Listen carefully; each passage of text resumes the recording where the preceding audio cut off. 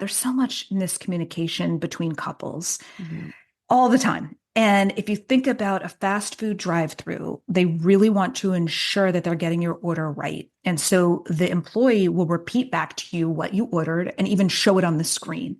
Mhm. And so I really want partners to do that same clarification so that there Mm. aren't these misunderstandings. And it's just really simple. It's saying, what I'm hearing you say is, you're kind of repeating back. And so not only does this ensure that you got the communication correct, but it also immediately validates your partner.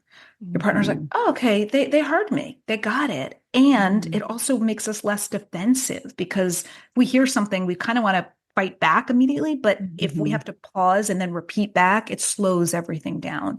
So I think it's just Mhm. a win-win for everybody.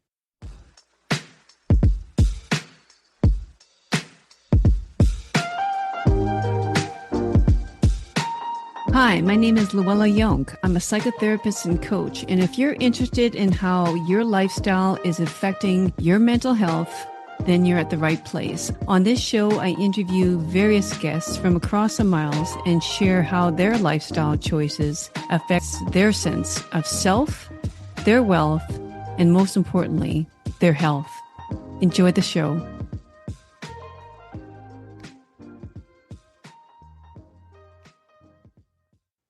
Hello, everyone. Welcome back to I Think I Can. Today, I have a special guest with me. Her name is Kelli Miller, and I'm going to let Kelli introduce herself, and that way we get everything right. So, Kelli, Okay. This is welcome. okay. Thank you so much for having me. So I will read my bio. I Okay. am a psychotherapist, a best-selling author, and a radio host. I am the author of the new couples relationship book, Love Hacks: Simple Solutions to Your Most Common Relationship Issues. And I am the award-winning author of Thriving with ADHD. I was a relationship host for Balanced by Nature TV, and I'm currently a writer and relationship host for wikihow.com and a columnist for Psychology Today. I was a co-host on LA Talk Radio, an expert radio personality for Sirius XM Radio, the women's relationship expert for theexaminer.com, and an advice columnist to the largest listserv in the country. I've been a freelance writer to over 12 magazines and newspapers. I am currently in private practice to individuals and couples.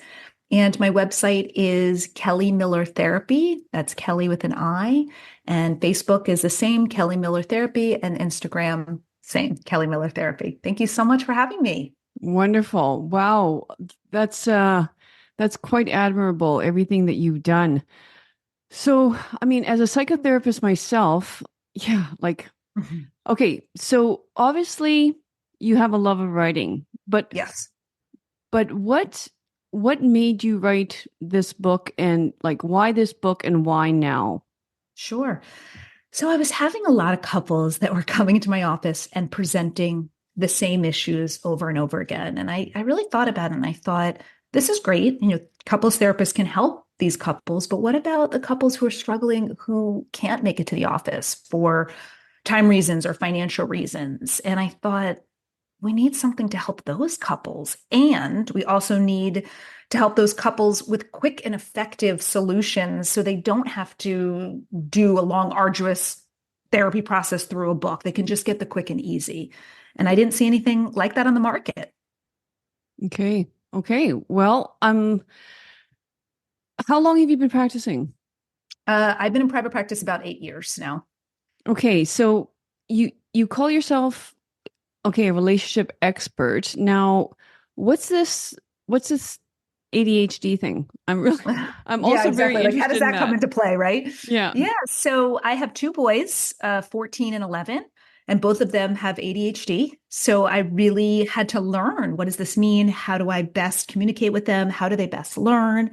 I really did a ton of research about ADHD, and that was one of my books. So my passion is really relationships and couples, but that I felt was important to educate the parents around ADHD and also help kids with self-esteem. I think there's so much misinformation out there, and I think kids can feel as if they have a deficit. And I wanted to present a book that shows them, no, you just have a different way of learning. You're still Mhm. amazing and passionate, but you just have a different way of learning than the neurotypical person who just learns traditionally. Exactly. Okay. So did this prompt you at all to get tested yourself?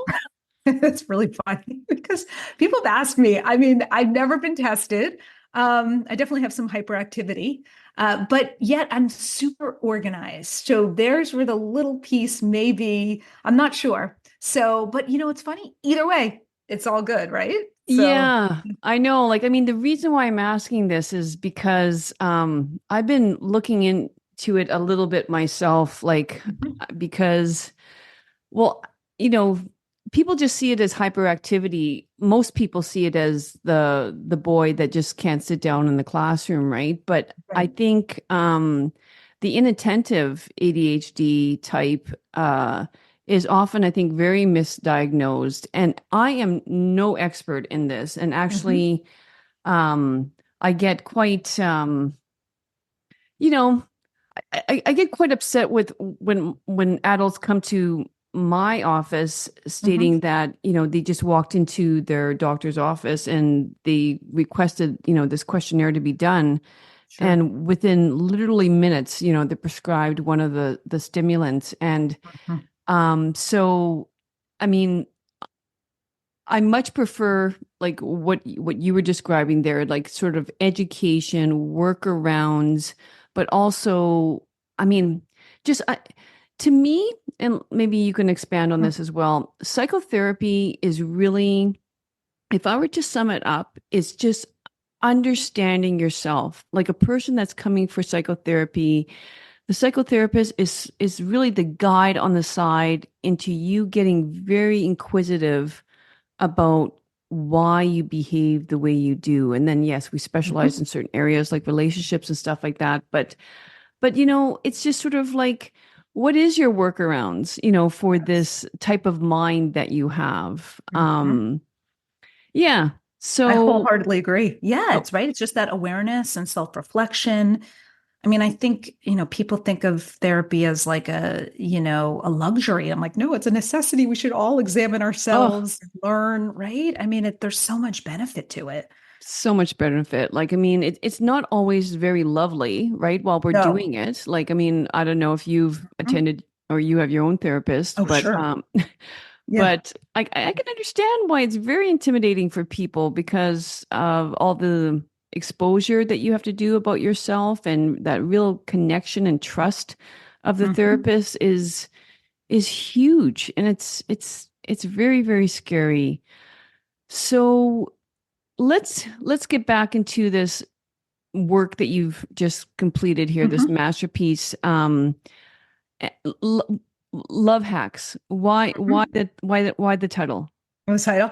My literary agent came up with it, and I Mm, really liked it. Yeah, she's great. I love my agent, Linda Connor.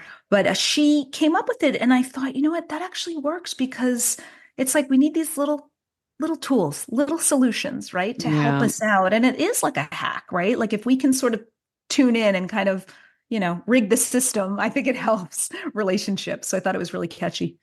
Oh, for sure. Yeah, we hear about lifestyle hacks all the time. I talk about it all the time. It's yeah, Mhm. whether it's tools in our toolbox, but so what are some of the hacks that you're presenting to couples to help rectify what's going on in their world? Yeah, sure. So Love Hacks details the top 15 most common relationship issues and then three solutions to each. So Mm, really thought about what are the 15 most talked about, most difficult issues, and then I come up with three solutions. So for example, my partner never listens to me. And so something I deal in the book is something what I call the fast food communication method. yeah, I saw that. Yeah. So yeah, and I'm happy to go into it, but Sure. that's oh, Sure. okay, sure. So I mean, if you think about it, there's so much miscommunication between couples Yeah. all the time. And if you think about a fast food drive-through, they really want to ensure that they're getting your order right. And so the employee will repeat back to you what you ordered and even show it on the screen. Mhm. And so I really want partners to do that same clarification so that there Mm, aren't these misunderstandings. And it's just really simple. It's saying, what I'm hearing you say is, mm, kind of repeating back. And so not only does this ensure that you got the communication correct, but it also immediately validates your partner. Your partner's like, Mhm. oh, okay, they heard me. They got it. And Mhm. it also makes us less defensive because we hear something, we kind of want to fight back immediately. But if we Mhm. have to pause and then repeat back, it slows everything down. So I think it's just a Mhm. win-win for everybody. Yeah, no, that makes a lot of sense. I like what you're saying about, inserting the pause button there because Right. I think, we have to be honest with ourselves. If we ever hear sort of a remark about us that is not so favorable, like I Hmm. think any human being is going to react and they're going to defend. I think it's just a normal. Of It's course. so normal. Like I Hmm. know I try to teach, stop being so defensive, but Right. I mean, like you must experience it as well. Like it's super hard. It's super Yes. hard. Sure. So it's just sort of, yeah, pausing and yeah, I like it. I like what you're saying because you're getting to like, first of all, curious with your partner. It's like, Hmm. can we just, yeah, like restate that again, just so I'm completely Yeah, understanding your perspective and where you're coming from. exactly. Um, okay, That's exactly great. it. Yeah. Yeah, yeah, okay. So what are some others that you're Sure. suggesting? What are you interested in? I got sex. I got money problems. Tell Well, me. okay, you know what? Yeah, well, see, like I was gonna ask you that question. Like, what do you, I mean, I hear it all the time. I'm not really sure if I feel the same way exactly, but they say, it's either sex or it's money issues Right. that Hmm. end most relationships. Do you feel like that's true? I And if do. I mean, I think those are big ones, but then it's really funny. It's stuff like chores that I hear all the yeah. time. My partner, I do so many more chores than my partner, and it's so unfair. So it kind of runs the gamut. Mm-hmm. But since I brought up chores, I mean, I think something that we just don't talk about before we move in together, before we kind of start this union is, talking about chores and what works and what doesn't. And so I'm a big proponent of having a chore chart, right? And really just taking the time beforehand and just kind of coming up and, hey, what are your strengths and what do you hate doing? And then alternating weeks. And then you put that on the refrigerator. And so one person doesn't have to be the nag. I mean, it's right up there. They see it. And then you Mm-hmm. just switch weeks. And so that's something that I recommend, or making it really fun. I think we are so serious all the time. And it's like, no, no, no, let's play a game, right? Let's set the Mm-hmm. timer and let's see who can do the chores quicker in 30 minutes. We'll put on music, we'll make it fun. I'm all Mm-hmm. about kind of adding a little bit of that to make it a little more exciting. Yeah, no, that makes sense. I like the idea of, putting it up because, like, personally, I'm a very visual person, and Mhm. because I'm always thinking too, like, people change. Like I myself have been in a 26-year marriage. Like, I Mhm. think even with our best intention when we meet someone early in life, and it's that honeymoon phase, and a very dangerous phase, I'll say. Yeah, right. Because everyone looks really great Great. at that point. Yeah. Yes. But like people do change. And that's the Yes. problem because like even though you might have this understanding amongst one another and we're both like raw, yeah, Mhm. let's switch, let's have the chores, then life happens. Sure. Maybe they took a job outside of the state, outside the Right. province. But what I like about the visual part is, that person will have to continue seeing that list. And if one of the partners had to go over and above for a certain period of time, let's say while their other partner's grinding it at work, then it's all like it's that visual reminder. It's like, whoa, was that Yes. unbalanced? And maybe Mhm. it would give them more an incentive. It's sort of like, I can't wait to get this back into balance Yes. because yeah. Exactly. Well, and it holds everybody accountable. And right, nobody's the police. It's right there on the refrigerator. It's very clear. Mm-hmm. Yeah, Mm-hmm. I And then like that too. even the kids could get Exactly. involved and For sure. maybe I more recommend incentive. that. Yeah. Mhm. Yeah. Do you have kids yourself? I do. I've got Okay. two boys, 14 and Oh, 11. right, right, right. Okay. Yeah. Yeah. Yeah. And There's they need help with chores. yeah. So open. Yeah. Yeah. Exactly. Okay. So okay, that's the chores. like, how about the finances? I mean, that's what do you see the biggest complaint in terms of finances would be? Usually one person is a spender and one is a Mm-hmm. saver. I And agree. so it's no shock there, right? And so Yeah. it's like, okay, wait, where do we meet in the middle here? And I think it's Mm-hmm. really simple. I think we need to open up that conversation and have a talk about, hey, what are our goals here? And talk Mm-hmm. about the short-term goals and the long term. Because there's going to be some sort of overlap, right? But I think it's so important that both people are on the same page of, yeah, I was thinking of putting a down payment on a house at some point. Okay, cool. How long are you thinking? And we really get into the structure around that. And I think people are so scared to talk about money because of how they grew up. But Mm-hmm. it's one of those things that we just need to talk about head on in order for the relationship to grow and feel more connected. Yeah. Yeah.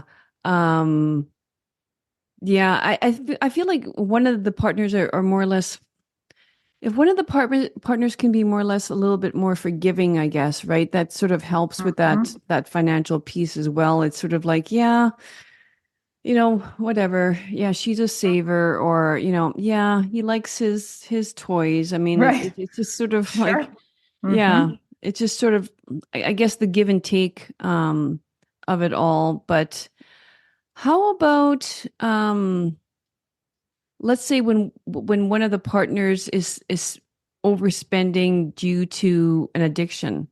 Right. Yeah. Yeah. I have a chapter in Love Hacks specifically about addiction. So I think, Okay. we'll even start there, right? So the Hmm. important thing to me about if a partner has addiction is that both people need to get help, right? I think we focus a lot on the partner who has the addiction, which is the first priority. However, the partner who's dealing with the um, partner who has the addiction needs help too. I mean, this is a very difficult thing to go through, and so both people separately need to get help.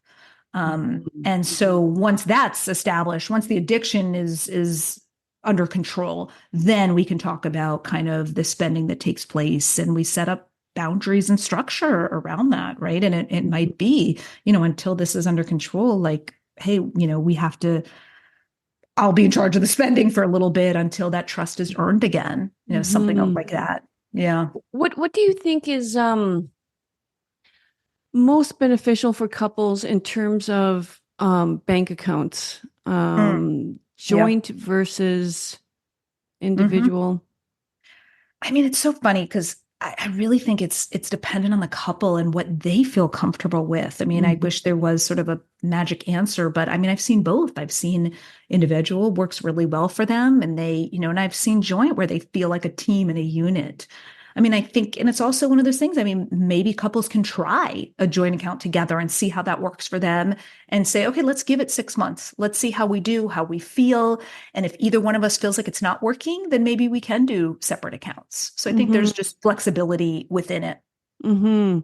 And getting down to, that root cause of, why one is opposed Hmm. to the To either one, suggestion. yeah, Yeah, right. what's behind that, right? Like what's Mhm. the fear behind, yeah, having a joint account, or Yes. yeah. Yeah, well, in the book Love Hacks, I talk about there's what I call like an emotional inventory with money because so much of it has to do with how it was modeled for us. And Mhm. so I ask these reflective questions of, what was it like growing up for you and your family with money? Did your parents fight about it? Were people who had money, were they considered successful and, amazing versus people who did, and there's so much there Mhm. that it's even unconscious, right? That we don't even realize. So Mhm. I think that's helpful for partners to do a little bit of that inventory check. Right. Like so much I think is unconscious. I think only Mhm. once only we and that's the thing, right? That's a tough thing about relationships is we don't know we don't know what we don't know. And until we Mhm. start actually living with this person for a while, Mhm. because like I said in the beginning, you might talk about, this is what I need out of the relationship. Like I would Mhm. strongly encourage that, right? Like it's sort of like Sure. have that discussion. Mhm. This is what these are my expectations, and this is what I Mhm. need. Mhm. Um, but then I know in my experience, too, Mhm. like life does happen and Of people do course. change. Mhm. Right. So do you think that, um, like, what's your workaround for that? Like, how do you help couples through one of the partners sort of letting them down in terms of Mhm. expectations Sure. and sort of joint agreements that they had at Yes. one time? Yeah. So I think what I'm hearing you talk about is like that resentment, right? That Yeah, builds. Yeah. yeah, And it's so common. And that's what's also causes to me a lot of the lack of intimacy because nothing kills libido like a resentment or anger. So totally. yeah, I mean, I think that's something that needs to be talked about. And those conversations are so hard, but saying to our partner, hey, I feel really disappointed, that this happened or I'm really hurt still about X, Y, and Z. Can we talk about it? Using those I statements, right, that are really important rather Hmm. than the you blaming. It's more about, what are you feeling? I'm feeling hurt. I'm feeling disappointed. I'm feeling let down, any of those things and communicating that to our partner because it Hmm. sounds like, we're just holding on to it and we're not letting it out. And then it's going to come out sideways. It is. Hmm. And so it's important to have those difficult conversations. And that's going to be the start of it. Do you feel resentment is more common in women or in men? I think women. Yeah, from what I've seen. Yeah. I'm I curious your agree. I thoughts agree. too. Uh-huh. And Yeah. and and why do you think that? Why would it be women more? It's a good question. Gosh. That's a really interesting. I mean, I can see it both ways. Maybe women could be like less forgiving than men. I'm trying to think. Maybe it's that. I mean, yeah, because I'm just thinking about the couples in my practice, or maybe they're Hmm. just too afraid to say what they're really feeling, and so Hmm. that resentment just builds. What do you It, think? Yeah, I'm I curious. think it's probably like you say that I think there's a lot of variables and a lot Yeah, of reasons and like things that are coming up in my head too would be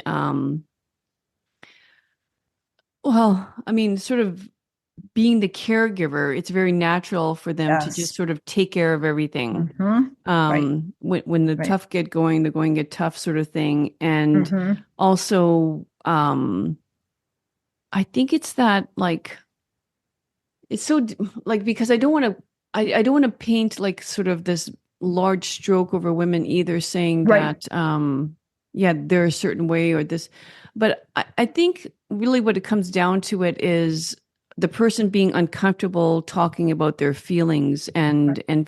and feeling Mhm. that yeah, this too shall pass. Right. Like I Right. mean, Yeah. perhaps almost being a little bit more emotional, like I don't want intelligent, but in touch with their Hmm. emotions a little bit more. Sure. Um, yeah, they don't want to hurt their partner. They don't want Right. to, yeah, Being polite, yeah, so to speak. Yeah. being the good little Mhm. girl, like just Right. sort of just Mhm. yeah, just Yeah. Taught to just kind of, accept and right. yeah, Yeah. yeah. Makes sense. Yeah, Hmm. because I think the burnout part is a very real thing for women as well, and Hmm. I mean, the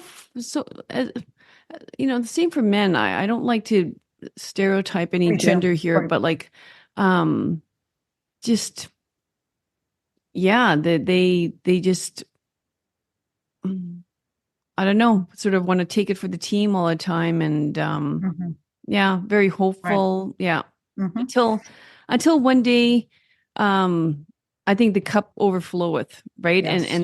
And then the Mhm. roar comes, right? Like Sure. that's when I Exactly. find like the gates Yeah. open and it's Yeah. in the common phrase I always hear is I'm done. I am Right. so Exactly. done. Hmm. Yeah. Yes. Yeah. But yeah, for the record, yeah, I mean, I've seen it on both sides, right? Men can hold resentments too. And it's just, yeah, I think it's just a little, just from my own experience, I've just seen it a little bit more with women. Yeah. Yeah. So what is your workaround for resentment? Like what is it just keeping the communication, like teaching them right from the beginning to be very, very open with their Hmm. emotions? Yeah, so I think that's the first step. And then I think it's processing through that anger. And that can come through a variety of methods, which I detail in Love Hacks. And so, for example, writing an anger letter, not giving it to your partner, but Mm-hmm. getting it out, right? Or doing like a forgiveness meditation if you're open to that. I mean, there are just so many things that I think you just have to do the work to release a lot of that. And it's not fun, kind of what we were saying about therapy. And it's hard, Yeah. but it's got to be done in order for you to have a better relationship. To me, for things to change, things have to change. And Yeah. so, yeah, yeah. How would you, because I've heard men ask this question, like, Hmm. they've said, like, the work. What is the Hmm. work? I hear that all the time. You just Yeah, do the work. So, right, right. how would you What describe is what that? does the work mean? Yeah. The work means getting really honest with ourselves, which isn't fun or comfortable, and it's Hmm. hard. And so it's getting to the truth, which may not necessarily be pretty about yourself, about your partner, about your needs and wants. So to me, that's the work. And then feeling uncomfortable, sitting in that discomfort and not running away, not, using any of those addictions that we talked about, gambling, shopping. No, really just sitting with it, Hmm. doing the work to help the relationship. That's how I view it. Hmm. Okay. And how about for somebody that, let's say there's someone that you're working with or one of Mhm. the individuals in the relationship, and they feel very burdened with, you know, let's say maybe not even criticism, but complaints by their partner. It's like, Mm, like I yeah. try and it's just never good Right. enough. Like, Right. it's Right. just, um, Hmm. she's always pointing, and I see, like I say, naturally guys, because I think women Yeah. tend to Uh-huh. be a little bit like everything has to be perfect about them, and it's just never good enough. And they get very, very down about Hmm. that as well. What what would you suggest that they do, like as a Sure. man? Right. As the person who's getting criticized, Yeah, or yeah, yeah. Like I hate saying criticize, maybe a lot of complaints, like a okay, lot of sure. complaints. Well, I think the first thing would be I would want to set up a no complaint criticizing fast for couples, right? Let's just try that. I say to my couples for a few weeks, see how that feels for both of you. And if it's so hard for you, take a little journal and write what they're doing that's bothering you, and we can talk about it in session. But let's just see. And it's amazing. They come back the following week, they're like, yeah, things were really smooth. And, Mm, and then I'm like, did anything come up? They're like, I forgot. I can't remember it. I'm like, yeah, because in mm, the moment it feels so intense, but then it's like, oh, that wasn't important. They forgot to take out the trash. Like, it's okay. right. We've moved on. So I think that's the first step. But then as the person, if you're constantly receiving that, I think it's having a conversation with your partner and saying, hey, I want to build our connection even more. Let's just try to talk about maybe what we appreciate each other here. I think, Mm-hmm. it's very easy for us to focus on what's not working, but maybe we make a pact to talk about what is working for us and what you appreciate that I do and vice versa. And Yeah. that's the start to help. Yeah. Yeah, I like that. Yeah, words of appreciation or just focusing on all the good instead Hmm. of the what's not so good. I think one thing that couples do run into, like like I've given that instruction too, but I think it's those unconscious behaviors that come Mm, up, right? Like yes. as you're speaking right now, I might, like, I can imagine, like like you said something like the a lot of the disputes come from the smallest little things. So Yeah. let's imagine a couple in the kitchen, and Hmm. one of the partners is cooking a meal, the other partner comes in and, like, unconsciously kind of sort of criticizes the partner by saying something like, "Oh, you used that sauce for the Right. meat, Exactly. right?" Right. Right. or Exactly. or they Yeah. start rearranging the dishwasher how it's Yeah. loaded. That's a big one. It's a Yes. That's huge a huge one. one. So it's sort of like, and that's so Hmm. triggering for the other partner, right? It's just Absolutely. like, I Yeah. mean, steam Exactly. is coming Yeah. out of the ears at that Sure. point. Yeah.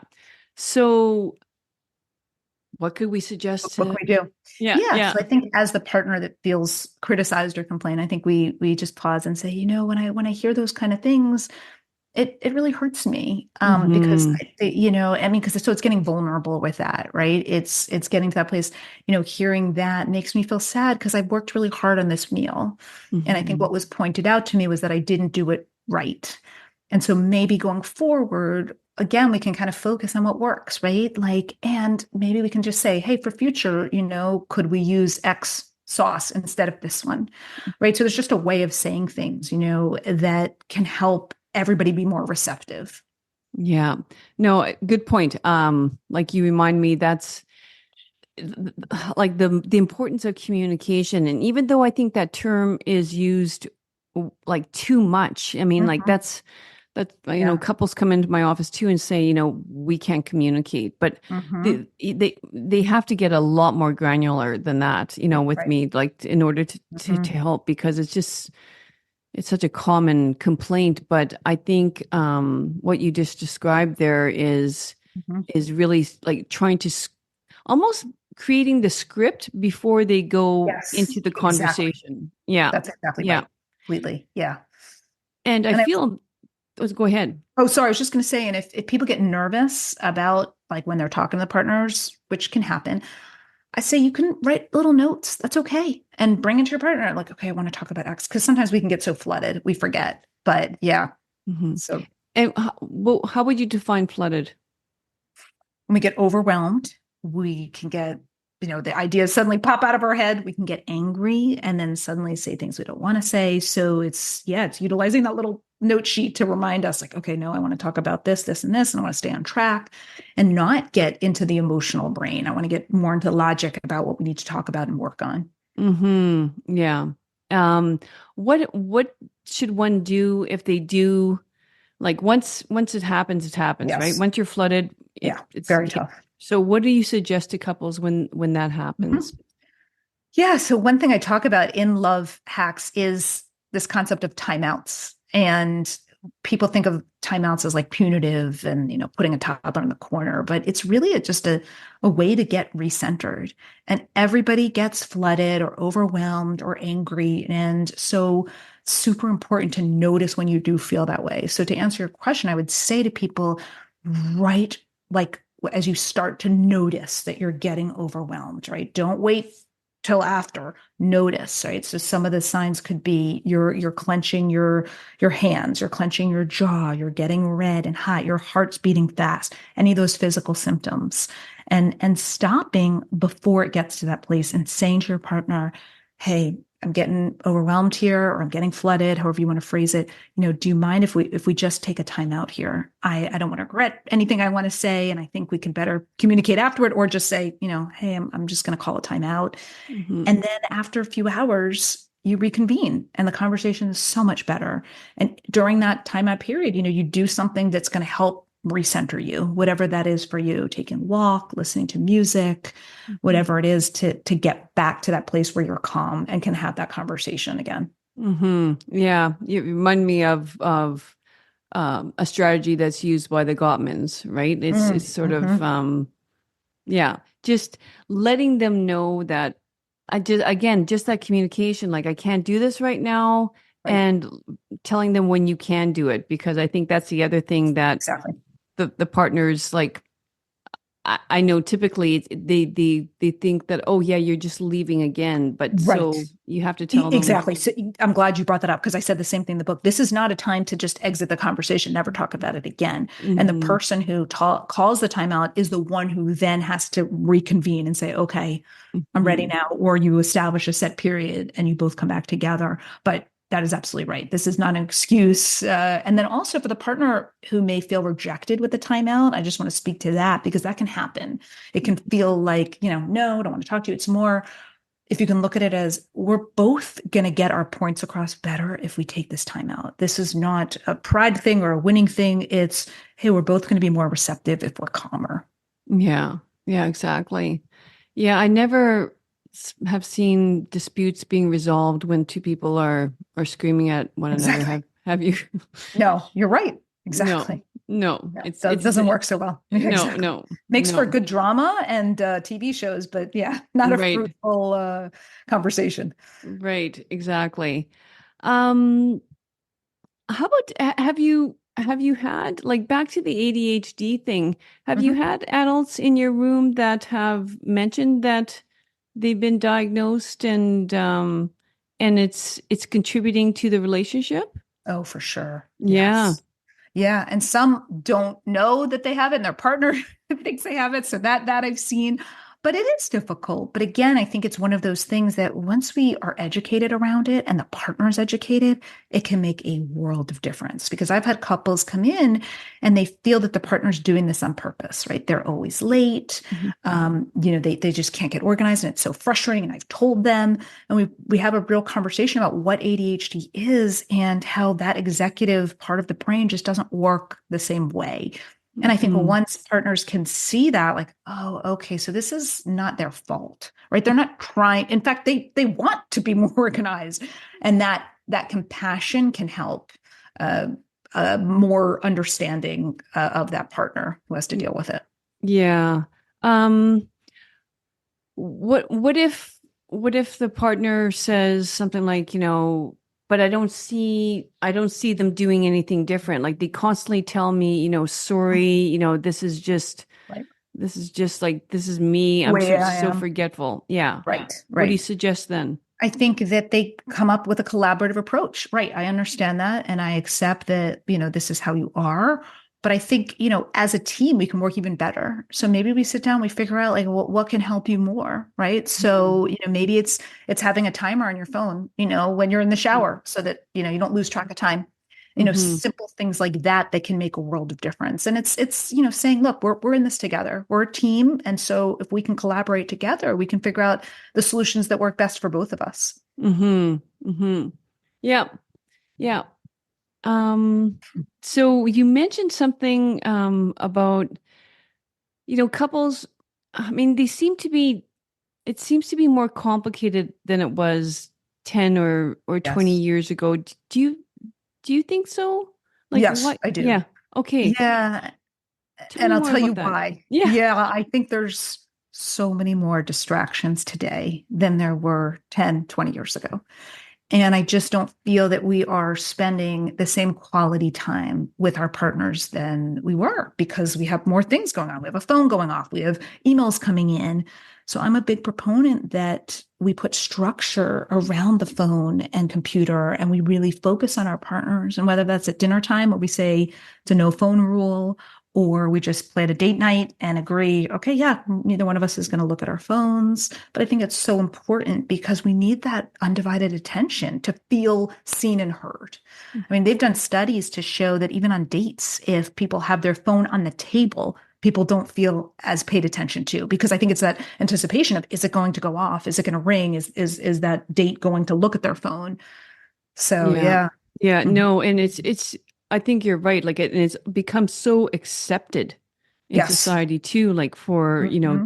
that like for someone like after 6 p.m. to Yeah. answer their emails or their phone Oh, or sure. Right. respond to an Exactly. employee or something like that. And so I guess it's checking like each partner checking their boundaries about Mhm. yeah, their partner's um commitment to the relationship Exactly. rather than their work or whatever that might be. Exactly. Right. Oh, Exactly. I 100% agree with you. I think it's the chronic stress as well. And that's, Mhm. the small little stresses that are titrated, through the system, throughout the day, throughout the week, throughout Yeah. the months and the Mhm. years that people don't really notice. And, that is upon themselves. And then how can you be a good partner when you yourself are so stressed? And I Exactly. really don't think people realize how stressed they are Oh, until the stress goes away. you're right. You are Yeah, spot on. Yeah. And it's like if we don't feel our best, how can we give our best to our partner? right. If we Yeah. don't do the self-soothing, Right. if we don't make sure we recalibrate back to that state of, Mm. normalcy or homeostasis at the end of every day, doing things that we enjoy, Right.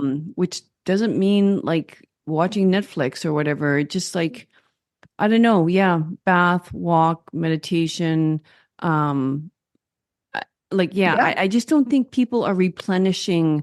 themselves enough, right? Like they feel guilty that they're taking time out for those things when So, everybody else yes. needs them so much. Oh, we all need them. And I think, especially in America, I think it's just like you are praised if you are working harder. I know Hmm. some clients who are like, they don't even want to take a nap because there's this idea that they're being lazy. And I think, I'm all about that restoration, which we need. I mean, in the Netherlands, there's something called Nixon, where it's really just kind of doing nothing. And it's totally accepted. I mean, of course, not all Hmm. the time, but it's this idea of like, yeah, we need, and that's where a lot of our creative thoughts come from, right? When we're Hmm. daydreaming and we're kind of zoning out, or that's why people say my best thoughts come in the shower. And I Hmm. think now, again, bringing it back to technology, we're in lines at the bank or wherever we are, and we're just scrolling. We're not having some of that natural creativity come to us. Yeah.